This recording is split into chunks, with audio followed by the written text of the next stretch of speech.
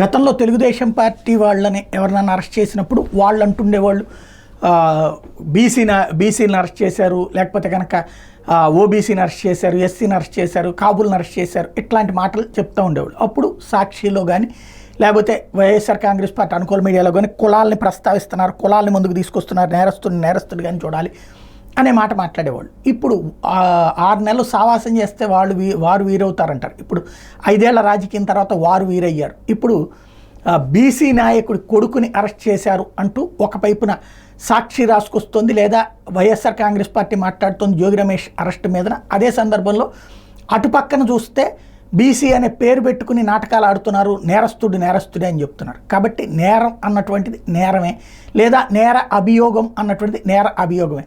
కాకపోతే నాయకుల బీసీల మంత్రాలు పనిచేసినాయి అంటే 5 ఏళ్ళు వాళ్ళు చేసిన ప్రచారం కారణంగా వైఎస్ఆర్ కాంగ్రెస్ పార్టీ ఓడిపోయి తెలుగుదేశం కూటమి అధికారంలోకి వచ్చింది. ఇప్పుడు వీళ్ళు ప్రారంభించిన ప్రచారం 5 ఏళ్ల తర్వాత అధికారాన్ని తీసుకొస్తుందా, లేకపోతే ఇలాంటి కారణాల వలన అధికారంలోకి రానియకుండా చూస్తారా, చూడాల్సి ఉంది.